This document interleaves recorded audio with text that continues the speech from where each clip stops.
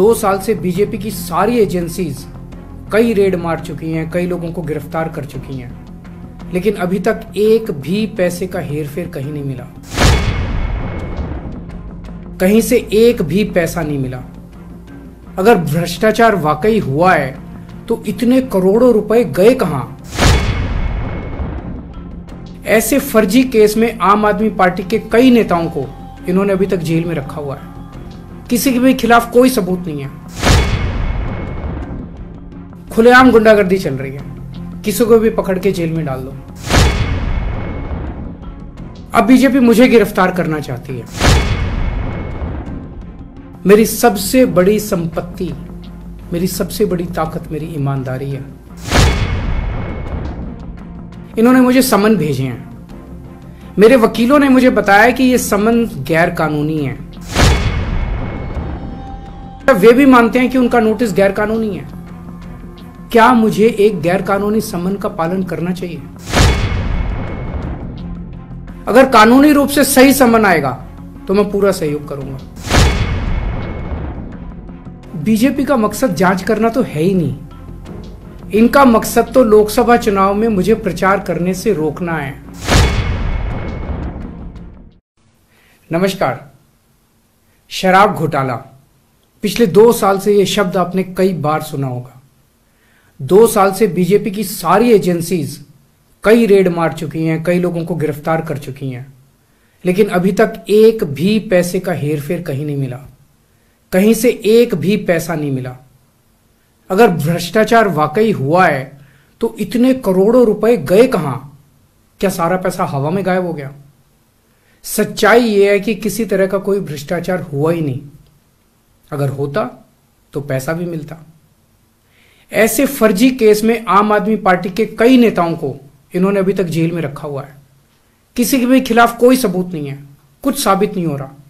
खुलेआम गुंडागर्दी चल रही है, किसी को भी पकड़ के जेल में डाल दो। अब बीजेपी मुझे गिरफ्तार करना चाहती है। मेरी सबसे बड़ी संपत्ति, मेरी सबसे बड़ी ताकत मेरी ईमानदारी है। झूठे आरोप लगा के, फर्जी समन भेज के ये मुझे बदनाम करना चाहते हैं, मेरी ईमानदारी पे चोट करना चाहते हैं। इन्होंने मुझे समन भेजे हैं। मेरे वकीलों ने मुझे बताया कि यह समन गैर कानूनी है। क्यों गैर कानूनी है? ये मैंने इनको विस्तार से लिख के भेजा है। मैंने बताया है कि उनके समन कैसे गैर कानूनी है, लेकिन उन्होंने मेरी एक भी बात का जवाब नहीं दिया। इसका मतलब उनके पास मेरी बातों का जवाब नहीं है। इसका मतलब वे भी मानते हैं कि उनका नोटिस गैर कानूनी है। क्या मुझे एक गैर कानूनी समन का पालन करना चाहिए? अगर कानूनी रूप से सही समन आएगा तो मैं पूरा सहयोग करूंगा। बीजेपी का मकसद जांच करना तो है ही नहीं। इनका मकसद तो लोकसभा चुनाव में मुझे प्रचार करने से रोकना है। ठीक लोकसभा चुनाव के पहले इन्होंने मुझे समन भेजा है। क्यों? इस जांच को चलते 2 साल हो गए। अभी ठीक लोकसभा चुनाव के पहले मुझे क्यों बुलाया जा रहा है? पहले क्यों नहीं बुलाया? सीबीआई ने मेरे को 8 महीने पहले बुलाया था।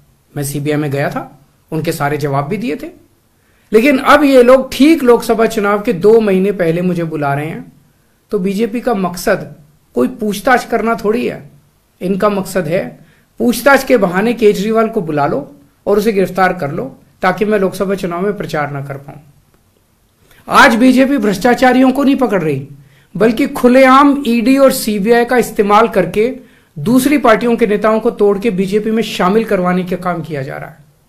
एक नहीं, 2 नहीं, कितने उदाहरण हैं जहां किसी पार्टी के नेता के खिलाफ ईडीआई सीबीआई के मामले चल रहे थे या उन पे गंभीर आरोप लगे हुए थे। जैसे ही वो नेता बीजेपी में शामिल हुए, उनके सारे पुराने मामले बंद कर दिए गए या ठंडे बस्ते में डाल दिए गए। तो जो इनकी पार्टी ज्वाइन कर लेता है उसके सारे मामले रफा दफा कर दिए जाते हैं। जो इनकी पार्टी में नहीं जाता वो जेल जाता है। आज मनीष सिसोदिया, संजय सिंह और विजय नायर इसलिए जेल में नहीं है कि उन्होंने भ्रष्टाचार किया है, वो इसलिए जेल में है क्योंकि उन्होंने बीजेपी में शामिल होने से इंकार कर दिया है। आज हम बीजेपी का मुकाबला क्यों कर पा रहे हैं? क्योंकि हमने कोई भ्रष्टाचार नहीं किया। अगर हमने जरा सा भी गलत काम किया होता तो दूसरे भ्रष्टाचारी नेताओं की तरह आज भी हम बीजेपी में शामिल हो चुके होते आज तक। इस तरह देश के ईमानदार नेताओं को जेल में डाल के और भ्रष्टाचारियों को अपनी पार्टी में शामिल करवा के ऐसे तो देश आगे नहीं बढ़ सकता। ये क्या चल रहा है? ये जो कुछ भी चल रहा है बहुत खतरनाक है, ये हमारे जनतंत्र के लिए बहुत गलत है, इसे रोकना होगा। मैं हमेशा देश के लिए लड़ा हूं, मेरा तन मन धन देश के लिए है, मेरी एक एक सांस देश के लिए है, मेरी खून की एक एक बूंद देश के लिए है, मेरे शरीर का एक एक कतरा देश के लिए समर्पित है। हमें मिलकर देश को बचाना है। मैं पूरी जी जान से इनके खिलाफ लड़ रहा हूं, आपका साथ चाहिए।